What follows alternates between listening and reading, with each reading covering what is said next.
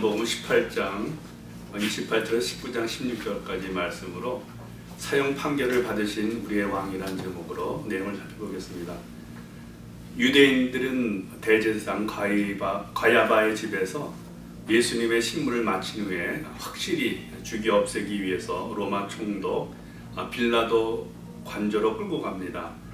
예수님을 제거하려던 종교지도자들은 유대인의 법에 따라서는 회당에서 쫓아내거나 매를 때리거나 돌로 쳐서 징벌할 수 있었지만은 로마 지배하에 있었던 그들에게는 사람을 죽일 수 있는 권한이 없었기 때문에 로마 법에 따라서 십자가에 못 박아 확실하게 죽이기를 원했기 때문이죠.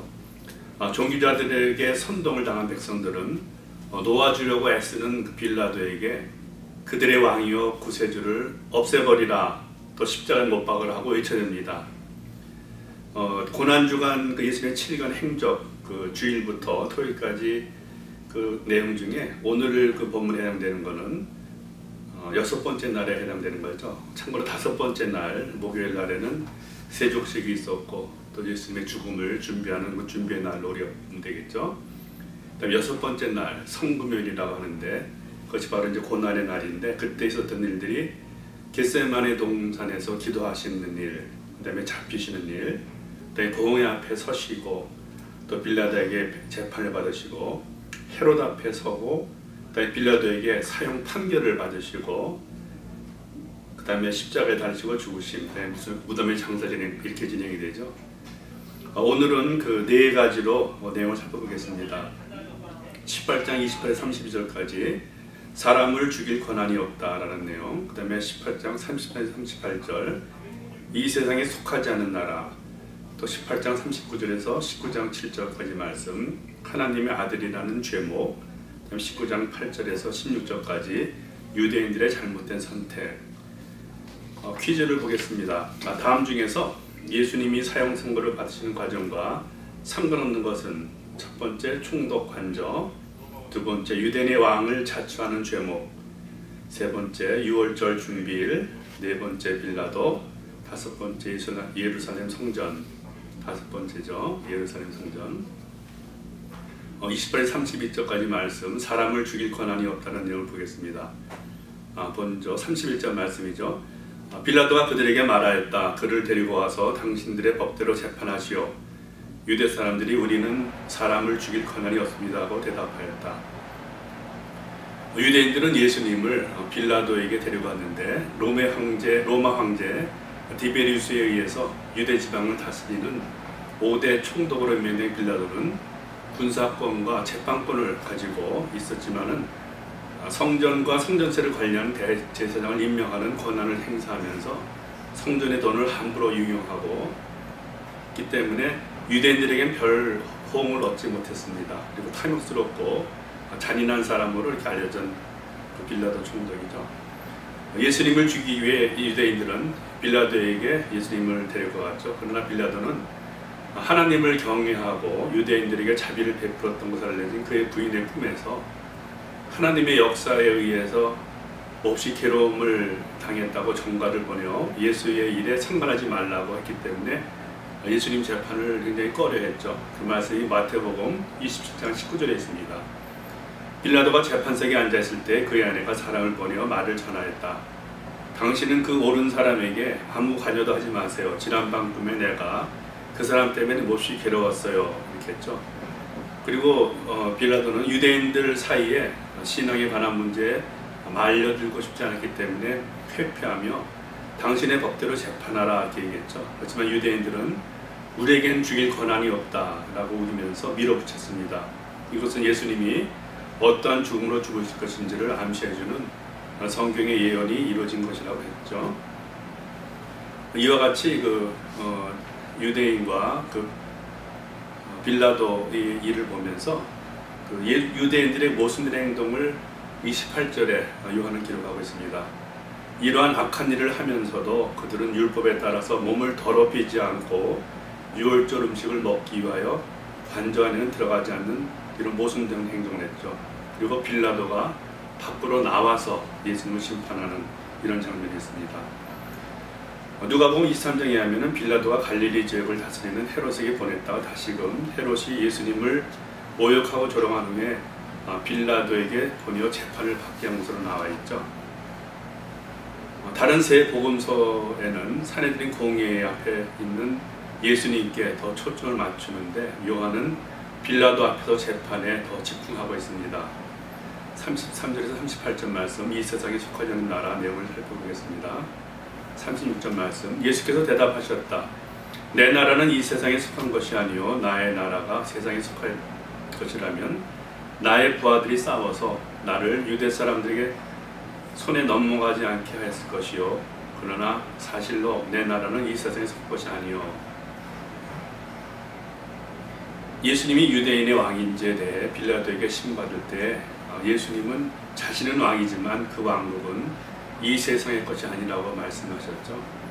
유대인들이 산헤드린 공의회에는 예수님에 대한 세 가지 혐의를 씌워서 빌라도에게 고발합니다. 첫째는 유대 나라를 전복시키는 것, 둘째 로마에 세금 내는 것을 반대하는 것, 셋째 자신이 왕이라고 주장하는 것. 이 세 가지 그 혐의를 씌워서 고발했죠. 로마 총독으로서 빌라도는 유대인이 로마의 반란을 일으키지 않도록 다스려 했습니다. 로마 황제를 신적으로 경배했던 그에게 왕을 자처하는 다른 사람이 있다면 내버려 둘 수가 없었죠. 그러나 예수님은 로마 통치에 정치적으로 위험이 되어 보이지 않았고 그들의 문제는 종교적인 것으로서 별다른 혐의를 찾을 수가 없었습니다. 예수님께서 이 세상에 오신 목적은 이 세상에 속한 것이 아닌 보다 높은 영적 왕국을 세우기 위한 것이었고 그 진리를 세상 사람들에게 증언하기 위한 것이었죠. 다니엘서 7장 20절 말씀 보면은 나라와 권세와 온 천하 열국의 위력이 가장 높으신 분의 거룩한 백성에게로 돌아갈 것이다. 그의 나라는 영원한 나라다. 권세를 가진 모든 통치자가 그를 섬기며 복종할 것이다 말씀했죠. 빌라도는 진리가 무엇인가 물으면서 궁금했지만은 결국 답을 얻지 못했습니다. 18장 39절에서 19장 7절까지 말씀, 하나님의 아들이라는 제목 7절 말씀입니다. 유대 사람들이 그에게 대답하였다. 우리에게는 율법이 있는데 그 율법을 따르면 그는 마땅히 죽어야 합니다. 그가 자기를 가르쳐서 하나님의 아들이라고 했기 때문입니다. 로마법을 거스렸다는 증거가 없자 빌라도는 예수님을 놓아주려고 했습니다. 그리고 나는 이 사람에게서 죄를 찾지 못하였다라면서 거듭 말했죠. 요한복음 18장 38절, 19장 4절, 6절에서 똑같은 말을 세 번 반복해서 합니다. 6월절에 죄수한 사람을 놓아주는 관례에 따라서 놓아주자고 빌라도가 제안했지만 유대인들은 강도 바라바를 대신 놓아주라고 합니다. 죄가 드러나지 않았음에도 예수님은 매를 맞고 병정들에게 유대인의 왕 만세라는 조롱을 당했습니다. 베드로전서 2장 21절 23절 말씀 보면은 그리스도께서는 여러분을 위하여 고난을 당하심으로써 여러분이 자기의 발자취를 따르게 하시려고 여러분에게 본을 남겨놓으셨습니다. 그는 죄를 지으신 일이 없고 그의 입에서는 아무런 거짓도 찾아볼 수 없습니다. 그는 모욕을 당하였으나 모욕으로 갚지 않으시고 고난을 당하셨으나 위협하지 않으시고 정의롭게 심판하시는 이에게 다 맡기셨습니다. 기록이 있죠. 유대인의 법에 따르면 하나님의 아들이다 라고 한 사람은 마땅히 죽이게 되어 있다고 주장했고 또 빌라도는 나는 그에게서 죄를 찾지 못하였으니 유대인들에게 데려가 십자가에 못 박아 죽이라고 말합니다. 하나님의 아들이다 라는 그거는 그 누가복음 22장 66절에서 71절 말씀에 예수님께서 그 시인하신 말씀이죠. 그 내용을 잠깐 보면은 그 백성의 장로회 대제사장들과 율법학자들이 모여서 예수님을 그들의 공회로 끌고 가서 묻죠. 그대가 그리스도면 우리에게 그렇다고 우리에게 말해 주시오. 예수께서 말씀하셨죠. 내가 그렇다고 여러분에게 말하더라도 여러분 믿지 않을 것이요. 내가 물어보아도 여러분은 대답하지 않을 것이요. 그러나 이제부터 인자는 전능하신 하나님의 오른쪽에 앉게 될 것이요. 그러자 모두가 말하였다. 그러면 그대가 하나님의 아들이요. 예수께서 그들에게 말씀하셨다. 내가 그라고 여러분이 말하고 있어. 그러자 그들이 말하였다. 이제 우리에게 무슨 증언이 더 필요하겠어. 우리가 그의 입에서 나오는 말을 직접 들었으니 말이요. 그러면서 예수께서 하나님의 아들이라는 걸 직접 말씀하셨죠. 19장 8절에서 16절 말씀, 유대인의 잘못된 선택. 15절 말씀입니다. 그들이 외쳤다. 없애버리시오. 없애버리시오. 그를 십자가에 못 박으시오. 빌라도가 그에게 말하였다. 당신들의 왕을 십자가에 못 박으란 말이요. 대제장들이 대답하였다. 우리에게는 황제의 폐하밖에는 왕이 없습니다. 빌라도는 하나님의 아들이라는 말을 듣고 두려워했죠. 그리고 예수께 당신은 어디서 왔어? 하고 물으나 예수께서는 아무 대답도 않으셨습니다. 빌라도가 다시 다우시자 예수께서는 위에서 주지 않았더라면 당신에게는 나를 어찌할 아무런 권한이 없을 것이요. 그러므로 나를 당신에게 넘겨준 사람의 죄는 더 크다 할 것이요 하시니 빌라도는 더욱 두려워서 예수를 놓아주기를 원하였다. 여기서 위에서라는 표현은 하나님의 이름을 함부로 부르지 않고 하나님을 부르는 전형적인 유대인 방식의 표현이죠. 그러나 유대인들은 자칭 왕이라는 예수를 놓아주면 빌라도가 황제에게 반역하는 것이라고 우겼습니다. 빌라도에게 고발한 그 세 가지 고발령이 누가복음 23장 2절에 있는데, 그들이 예수를 고발하고 말하기를 우리가 보니 이 사람은 우리 민족을 오도하고 황제에게 세금 바치는 것을 반대하고 자칭 그리스도 곧 왕이라 하였습니다 라고 거짓 제목을 비쳤죠.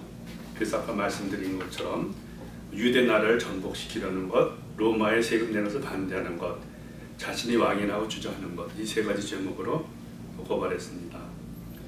그들은 자기들을 구원하실 왕 대신 메시아를 저버리고 우리에게는 황제의 폐하밖에는 왕이 없습니다. 없애버리시오. 없애버리시오. 그를 십자가에 못 박으시라고 외쳤습니다. 이외에도 그 예수님을 처형하기 두려워하는 빌라도에게 유대인들이 그 핏값을 자기 자손들에게 물리라는 걸 외치는 장면이 나오죠. 마태복음 20장 25절. 그러자 온 백성이 대답하였다. 그 사람의 피를 우리와 우리 자손에게 돌리시오. 그 다음에 이 빌라도는 예수를 십자가에 처형하라고 그때 넘겨준 시간이 14절에 나오는데, 그날은 6월절 준비이고 때는 낮 12시쯤이었다.